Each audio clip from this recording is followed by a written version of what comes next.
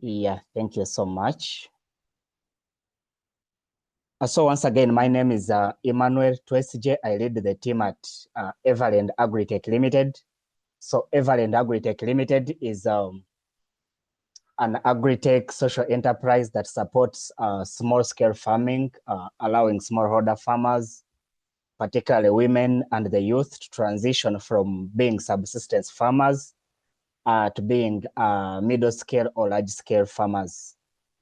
Why we do this is that as a continent, I'll shift a lot of our attention on the African continent because Africa is projected to be the leading continent that has the highest number of the youth.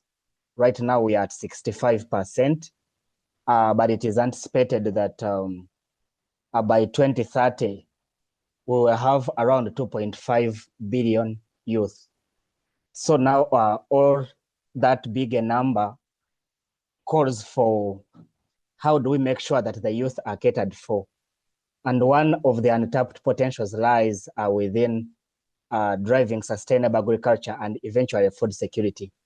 Now, why all this happens, first is because Africa imports right now, I think we are importing almost 50 billion in food, and yet the continent has 65% of the world's fertile land that is uncultivated. Now that shows a gap between the potential and the actual production that is happening at the continent.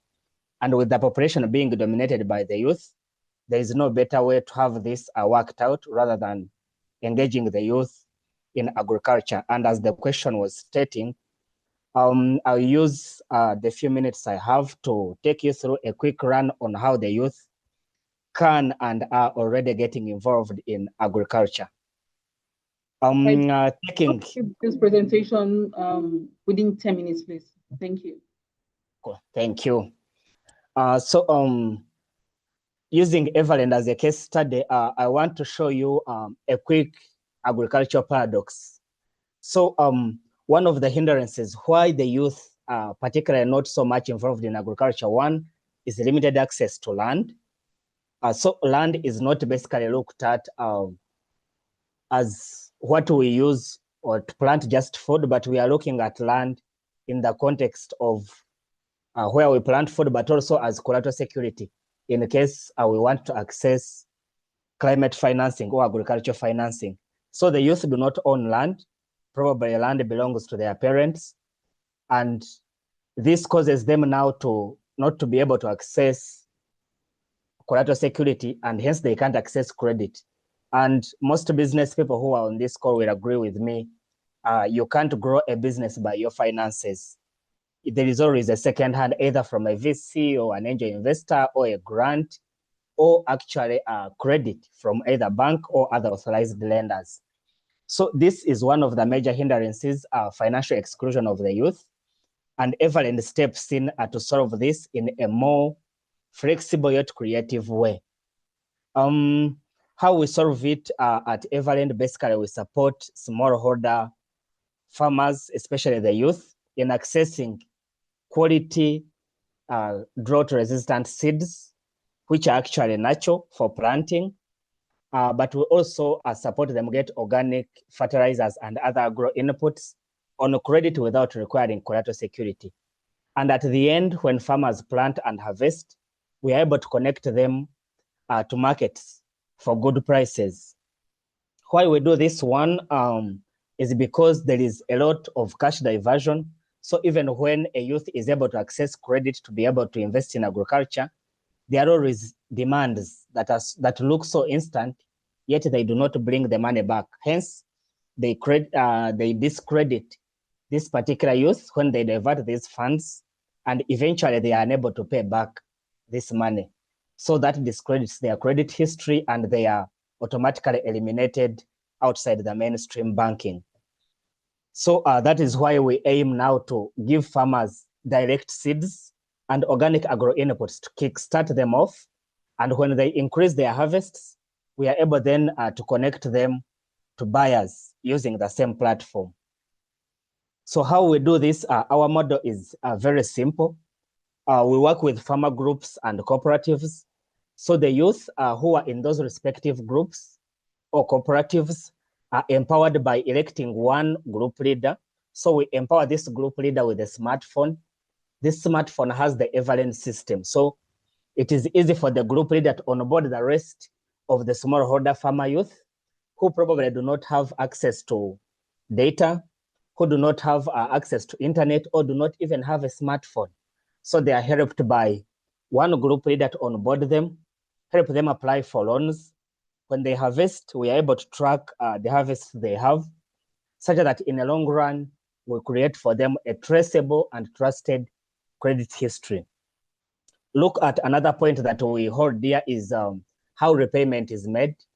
We understand the challenges that come with having to sell and then having cash in your hands. So we support these farmers to allow them pay using produce. So the group leader or the cooperative leader coordinates repayment of the produce. And then through our marketplace, which is also on the same platform that is on the phone, which we give to the group leader, we are able to convert produce into cash. So the farmer is able to sell through the same marketplace and get fair prices. Now, for the 2 years we've been in the market, we've seen a 3.5x increase in yields. We've had a 96% repayment rate in a single season. The balance 4% is always covered for in the remaining, in the forthcoming season. So it is carried forward, and there is no cash burden laid on to the youth who take this collateral.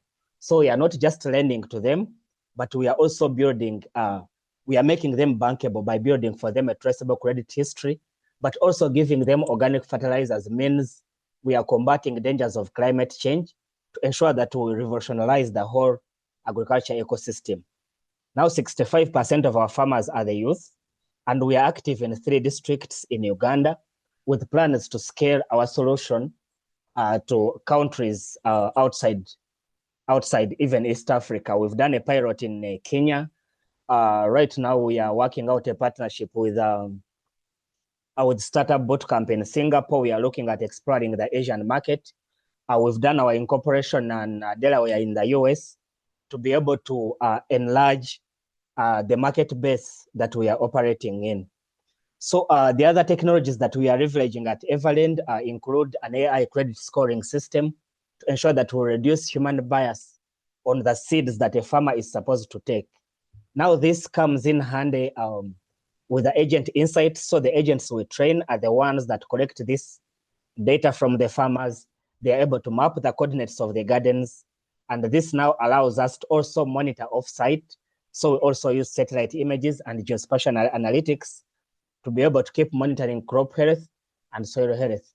So either way, the farmer or this youth who is planting will find farming more attractive and actually more sexy for them to remain in the industry and earn more because they are having a shift in their yields. They're able to access the market and they do not have the cash burden, so they can come back and forth into borrowing from us while paying at almost no interest because this is just produce. So in a nutshell, I can say we are basically trying to, we are digitizing barter trade that was formerly used by our forefathers and our parents. We are now making it adapt into latest technologies. As I wind up, this is a call to all the youth, especially the youth leaders and those aspiring to be the youth leaders. In order to achieve food security and climate resilience or inclusive growth for everyone, we will start by transforming ourselves and transforming our fellow youth. And this can be done by advocating for more asset-based agricultural credit, since most of the youth do not have collateral security, but also leveraging meaningful partnerships throughout the all sectors, be it private, public, and civil sectors. And also innovation in the agriculture space is also an area that we cannot move without talking about. I thank you so much, and I will stop sharing my screen right now. Over to you, moderator.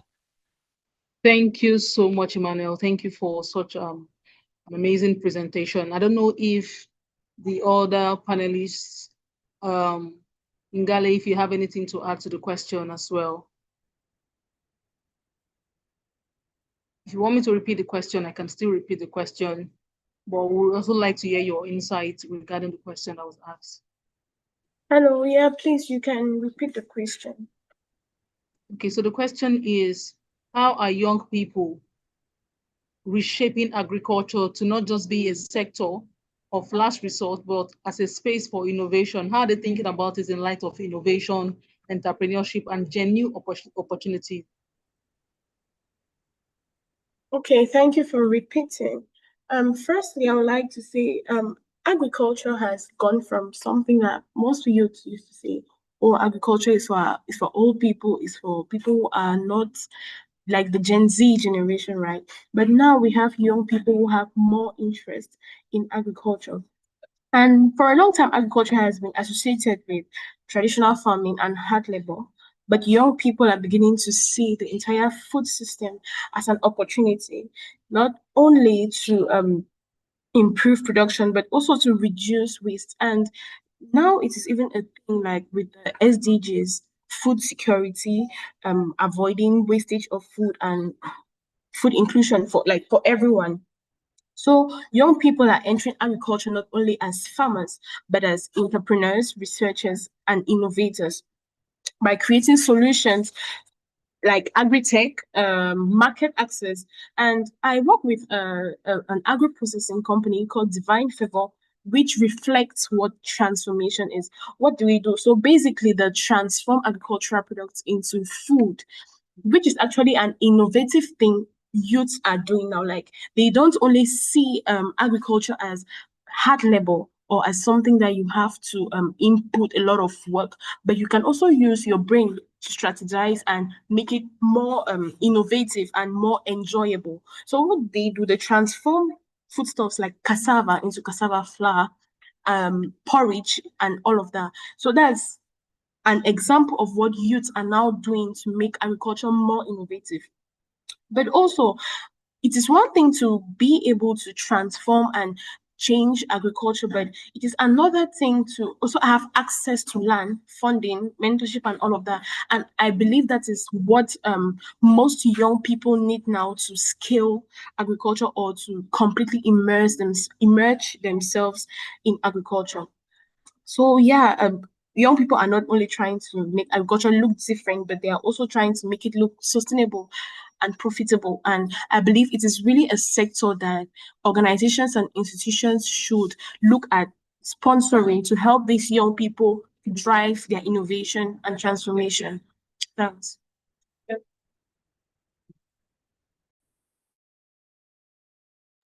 All right, thank you so much for your contribution to that question.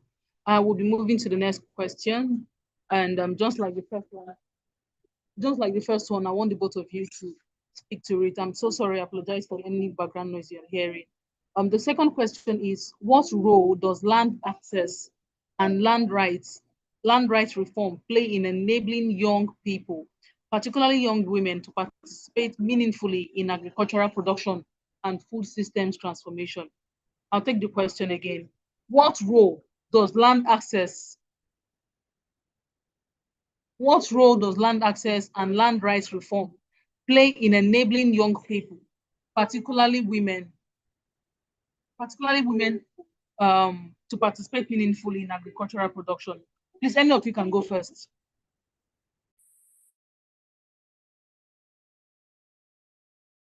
Okay, so I'll take the question. I'm actually very interested in this question because it involves or it looks at women as contributors to agriculture. So land rights is actually a critical issue in many communities. Many women play major roles in food production. You know, women are those that cook, they are those that go to the market. So basically, women play a huge role in food as generally. So when women are able to secure access to land, they are better positioned to invest and access finance to strengthen the communities. So from my experience, I've seen transformation. I've seen more women being enthusiastic to like, hello. They're calling me. I've seen women who are more enthusiastic to get themselves into agriculture, whether it's through entrepreneurship or building like long-term solutions. So I believe that women should have more interest in agriculture and transformation and agricultural innovation. So we encourage a lot of young people to create solutions and to enter agriculture. But without access to land, many young people cannot move their or cannot use their ability to move from ideas to actual production. So land reform and land security is actually a critical issue that many communities face, whether it's women, young people, or even men.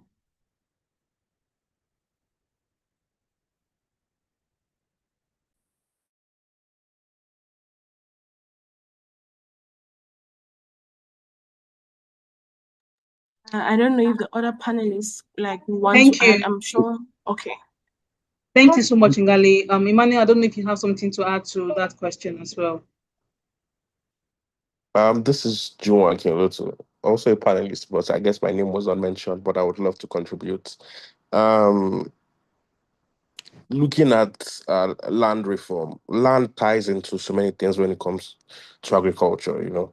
It determines if you're able to access finance from the bank because you need, collateral. It determines the scale at which you're able to build. It determines the type of agriculture you are able to practice. And we see that what we have, the framework we have for land ownership does not favor young people, it does not favor women.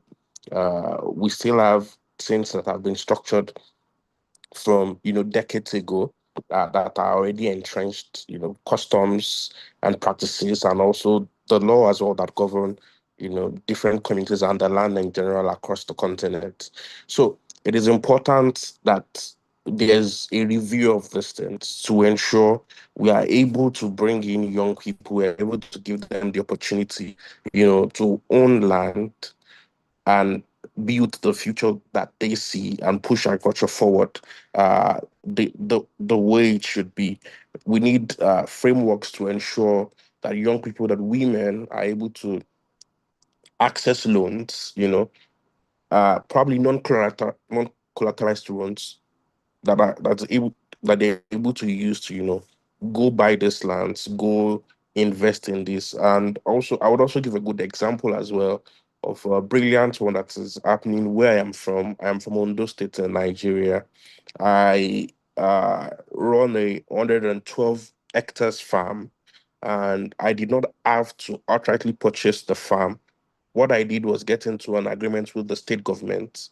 We're like, if you have enough capital to invest in this space, although that still has its own, but again, if I did not have to, put in so much money, it was more of a lease that, you could get a lease space for 100 years, right? And you pay so amount as rent every single year.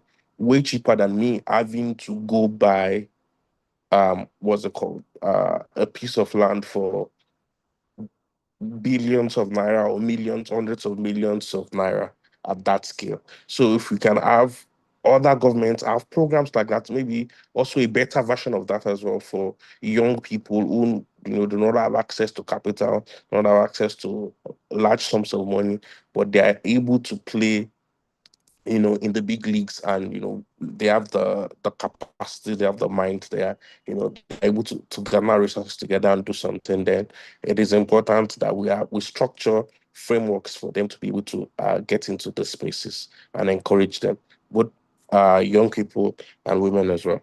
Thank you. Thank you so much, Juwon, for that insightful contribution as well. Before I move to my last question, I don't know if Emmanuel has something to say to this question as well. Okay, Emmanuel, do you have something to say? No, let's proceed to the next one. Thank you. Okay, please.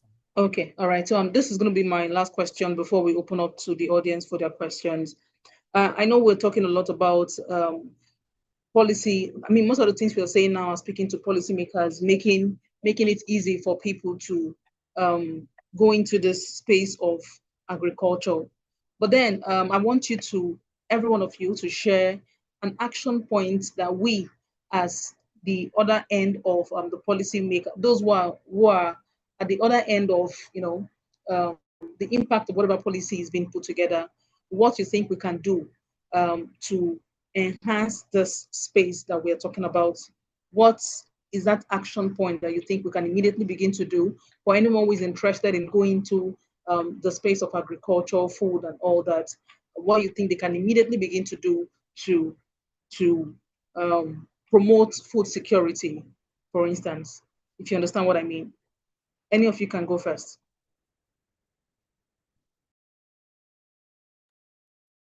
I'm happy to go first. Yeah, Please thank you proceed. for Thank you for that question. I think like the saying always goes, change starts with us. We've preached a lot of agriculture. How can the youth be included? How can women be included? But ourselves are not part of it. And we think we'll preach it to anyone else and they will have it done.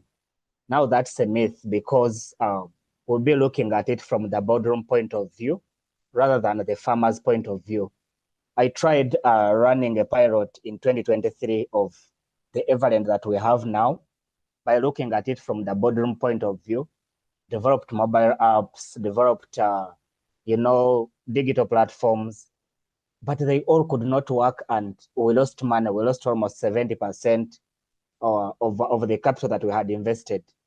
Not until we had to come back to the drawing board, get real data from the real farmers who are already practicing it, polish it and make it more relevant to the youth and the women who are our target customers, and then start practicing it ourselves, put ourselves in the shoes of the very people that we are trying to transform.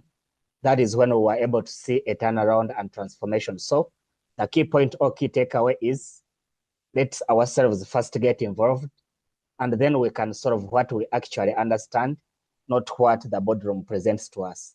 Thank you. Thank you so much. Let us also get involved so we can understand, not just by what is being presented to us. Thank you so much, Emmanuel, for that very powerful summary. I would also like Ngale, can you please share with us one action point that you think that we can immediately begin to implement after the session?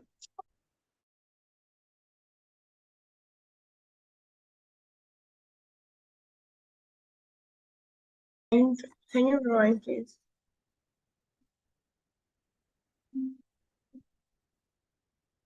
Hello, please, can you rewind? I did not get that. I was asking you to please share with us one action point you think we can immediately implement.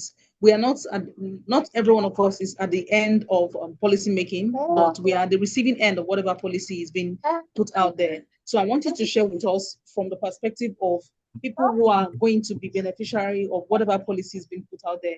What can we do as an action point, even if we not have full control over policies that guides the space of agriculture?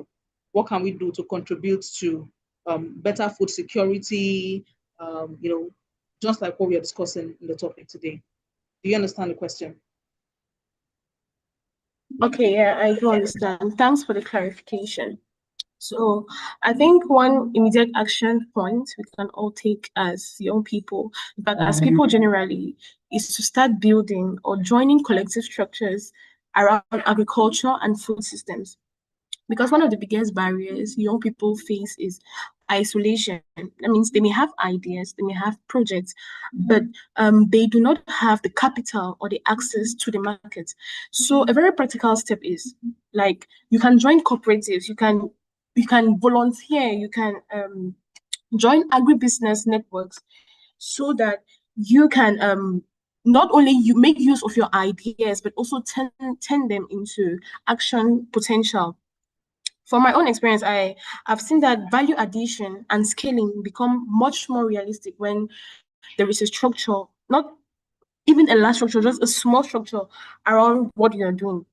So if I had to reduce it to one point, it is, don't operate alone. Like, join a collective, volunteer, like, go to people, talk to people. even if it is a small organization, if it is a small institution, you can start from somewhere to start building. Because transformation in agriculture it does not only come from big policies, it does not only come from these big institutions. Even the smallest ones are yielding. Even the smallest ones are giving practical and good intentions, even at grassroots levels. So yeah, I believe that you should just open up. Thank you so much, Ngali. That's another powerful one. Collaboration and joining a community of like-minded people. Thank you so much for that contribution. Lastly, I would like Juwon to please speak to the question as well. Yes. I lead an organization called Agri-Impact Policy Lab, and our flagship program is called the School of Agricultural Policy. And we bring young people from across the continent and we take them through a rigorous 8 weeks program covering the foundations of agricultural policy, policy advocacy, dissecting various policy documents from across the continent. And we do this because we understand, building on what the last panelist said, is we have to understand that these policies must be people-centered and we have to advocate for them. One of the biggest mistakes we make is we think we have to leave these things for the people in government or for the people who are in power. But we've been doing that for the longest and the result has been poor and horrible. One of the places I love most in the world is Almeria, Spain. They have a beautiful system there that I genuinely like when it comes to agriculture. It's pretty much desert land, right? It's all sandy soil. You can't really do much there, but they've perfected the greenhouse system over there, and they produce about 40% of the horticultural products that you see all across Europe. And how have they been able to do that? They run cooperatives. They are cooperatives. You know, they are involved. They control research. They have their own banks. They control pretty much the entire value chain. They are the ones selling. They created companies to sell their own products, so they are not dealing with middlemen. They are their own middlemen. You know, when they want to research or when they want to sponsor a particular research, they use their own research institutions. So the government partners with them. So it's not the government so saying this is what you need to work on research-wise. They like, oh, this is what we are working on. Now bring money and come help us with what we are doing. They drive the narrative, they drive the conversation. And I think that is something we need to implement down here. And people need to understand that they need to get more involved. Farmers, agriculturists, agribusiness people should see themselves as a voting bloc. Like every major company you see out there lobbies and goes to this senator, that politician, whatever, to push for their interests. Farmers must learn to do the same. Agriculturists must learn to do the same. The whole sector needs to galvanize together to ensure we are pushing for these things as a collective. We have a larger bargaining power if we go as a collective than if we go as individuals. So these are a couple of things we cover in the School of Agricultural Policy. And and I think it's important that we all know that. Thank you. Thank you so much, Juwon, for that very powerful addition to the conversation. What I hear every one of you saying, especially, is that we should be able to collaborate. We should be able to come together as a body to speak one language that can influence the policy. So, which means that as much as we may be operating under different names, we are all for the same purpose and we should start thinking in that direction. Thank you everyone for your contribution. At this point, I will open up the room for people who have questions to ask their question. I think I saw somebody raising his hand, Emmanuel. I don't know if he's still on the call. Anyone, if you have any question, this is a good time to ask your question. Emmanuel Mavitidi, I think I saw your hand earlier on. Do you still want to ask your question? Hey, no, I have another question. Really, I have one. I need to contribute. faut juste faire quelque chose. Donc, excusez-moi, ça sera en français, hein. Je sais pas si le français, ça peut causer comme un problème. Et moi, je dirais ce qui fait défaut dans le monde, dans l'agriculture aujourd'hui, c'est juste un problème de financement. En dehors de problème de financement, il y a aussi un problème des infrastructures, surtout nous qui vivons en Afrique actuellement, la logistique aussi. Nous n'avons pas de bons terrains vous pouvez avoir des terrains pour pratiquer l'agriculture, mais les infrastructures causent beaucoup de fautes. Et si nos autorités aussi peuvent jouer un rôle sur les infrastructures, tellement qu'ils arrivent à reconstruire de nouvelles routes et à mettre aussi un système de logistique comme quelqu'un qui avait oublié, où on a un banque de développement, mais si on crée aussi une autre banque, un banque qui soutient seulement des agriculteurs, ça fera en sorte que l'agriculture ait une bonne croissance et qu'il ne soit plus artisanal comme on le fait, mais que ce soit une agriculture aussi impeccable comme dans d'autres cieux qui ont créé un développement.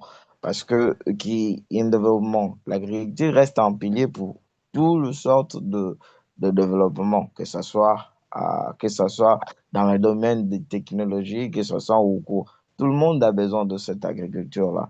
Mais pourquoi elle n'évolue-t-elle pas dans notre continent? Aujourd'hui, elle freine même le développement de notre continent. On a de terres, mais ces zones de terre inexploitées. Pourquoi?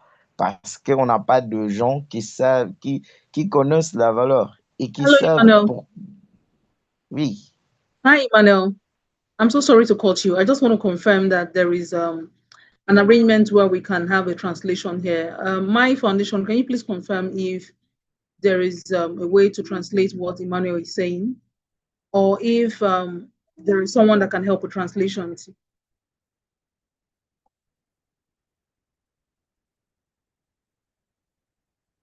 Hi, Amida, you on the call?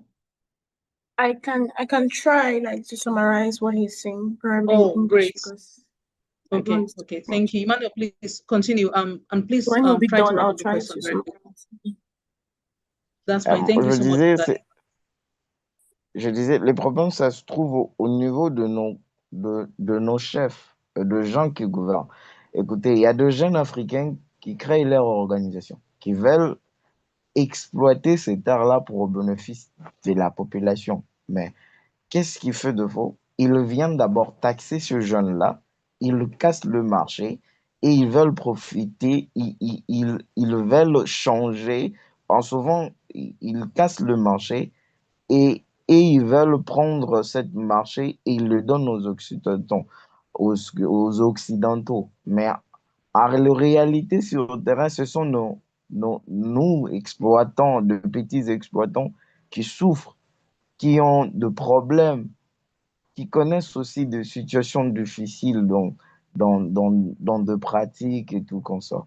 Et pour moi, je rejoindrais cette idée de notre ami là qui parlait d'avoir une banque, mais une banque d'investissement pour les agriculteurs seulement, où ils peuvent aller plaider leur cause, mais donner des documents qui peuvent changer aussi l'année.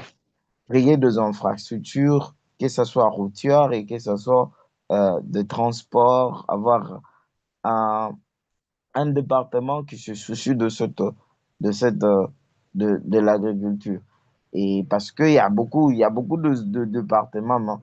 En majorité, je n'ai pas sillonné toute l'Afrique, mais je sillonné 2 pays. Je sillonné la RDC et l'Angola. Vous verrez que la majorité des agriculteurs et la majorité des terres sont inexploitées. Et vous verrez aussi, la majorité des gens qui travaillent dans l'agriculture sont de pauvres. Ils ne savent même pas comment créer un projet à long terme. Et ils créent un projet à court terme. Mais de terres qu'ils exploitent sont trop peu. Please la summarize your quantité est question. grande. Can you please summarize your question, please? Thank you. Ngale, I don't know if you're able to pick his question so that we can move on.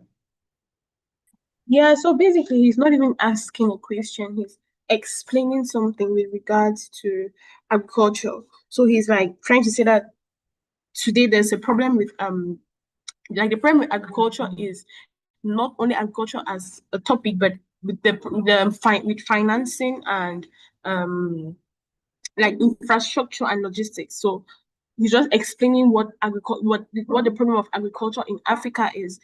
So it's not really a question. It's not asking a question. Okay, thank you so much, Ngale, and thank you, Emmanuel, for that contribution. Thank you.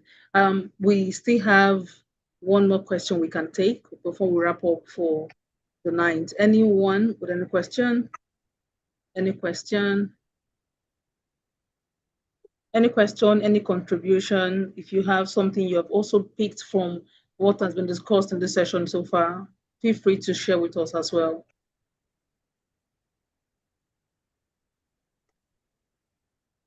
Anyone?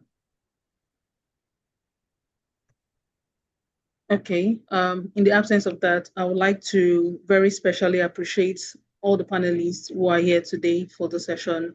Emmanuel, thank you so much for sharing your insights. Thank you so much, Ngale, for also sharing your insight, as well as Juwon. Thank you so much for being a part of this panel. Thank you for sharing your invaluable insight. We appreciate that you have stayed with us till now. For everyone who had been on this course since the beginning, this has been a very long day, I think about 6 hours thereabouts. For everyone who had been here since the beginning till now, we do not take for granted your time and your commitment to the success of this Global Leadership Summit. I'm very sure that with all the sessions that we have had, you have learned so much, and most especially, you have picked a lot of action points that you'll be implementing going forward. And I do believe that with conversations like this, we're able to, get people to do the right things and make the world a better place for us to live. Once again, my name is Magdalene Ologun, and I'm from Nigeria. It's been an incredible honor to be your host for today. I will be calling on the founder of my foundation, Ayomide, if you're on the call, to please give us your closing remark as we wrap up for the day. Thank you.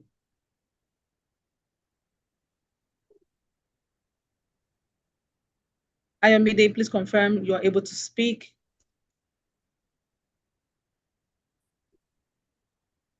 Okay, I don't know if he's able to speak at the moment, but I would have to end this summit for today. Like I said, it's been a long day. Thank you, everyone, for your contributions. Thank you for your participations.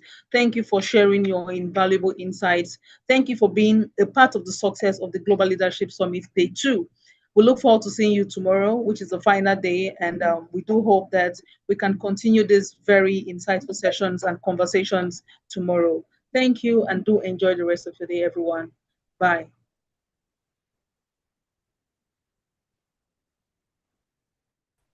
Bye, thank you.